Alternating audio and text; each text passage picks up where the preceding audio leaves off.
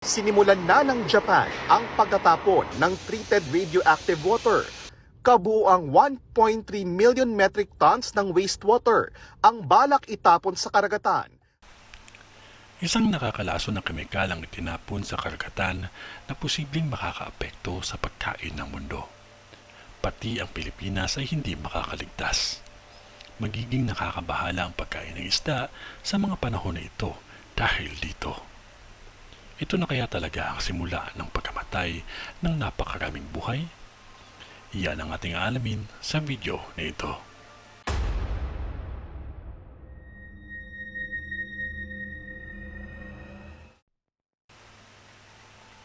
Noong 2011 ay niyanig ang Japan ng isang pinakamalakas na lindol sa kasaysayan ng mundo.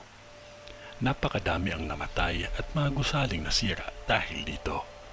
Isa sa mga infrastruktura na giniba ng lindol ay ang Fukushima Nuclear Power Plant na naglalaman ng mga nuclear reactor nito. Isa lang naman ito sa pinakamalalang nuclear na aksidente sa kasaysayan. Pero para magawa ng paraan ng problema, nag-decide ang Japan na gumamit ng tubig dagat para palamigin ang nuclear reactor.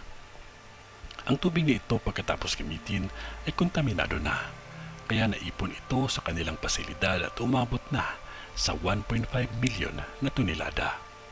At dahil sa patuloy na pagdami ng tubig ay kailangan nila itong idispatcha. Ang kanilang naisip ay itapon ito sa dagat Pasipiko. Ang ganitong klaseng kontaminado na tubig ay mananatili daw sa karagatan sa 30 taon. Pagkapasok kasi ng tubig sa ating karagatan, ito ay magdudulot ng panganib sa mga lamang dagat.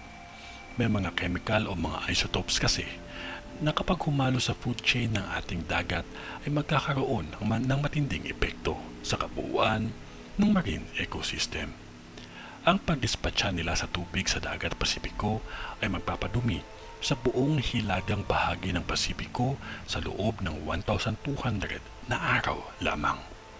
At kapag ang mga lamang dagat na ito ay makain ng mga tao, magdudulot ito ng isang seryosong epekto sa kalusugan ng sangkatauhan. Ayon nga sa isang pag-aaral sa Fukushima Nuclear Meltdown noong 2012, may isang pagbabagong nakita sa mutation ng mga butterflies na na-expose sa radioactive fallout. Hindi nabuo ang pakpak nito at nagkaroon ng pagkabulag sa kanilang mga mata. Binuksan na nga ba talaga ng bansang Japan ang Pandora's Box?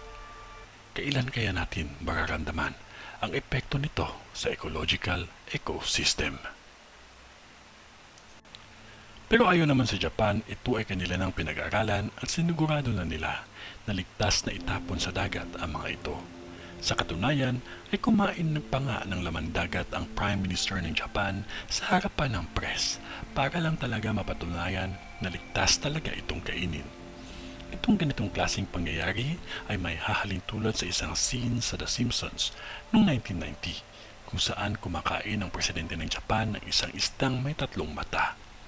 Ang 3 mata daw na ito ay dahilan ng isang kontaminadong tubig. Kaya magkakaroon ng abnormality sa paglaki ng mga isda.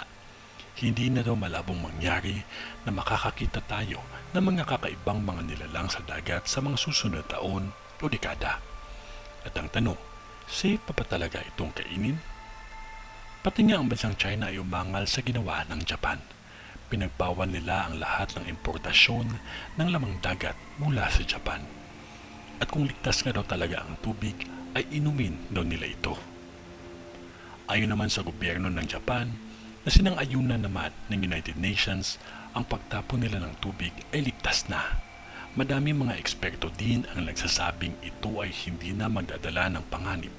Safe na daw talaga ito at wala nang dapat ikakabahala pa ang publiko. Ang bansang Japan ay tinutuligsa lamang ng China kasi isa daw itong pamumulitika. Pero pinakaligtas naman daw ang tubig na ito. Alam naman po natin kung gaano ka-advance ang teknolohiya ng Japan, hindi po ba? Pero huwag po tayong mangamba kasi alam naman po natin kung gaano tayo kamahal ng Panginoon. At siya ang tanging may control sa lahat ng bagay.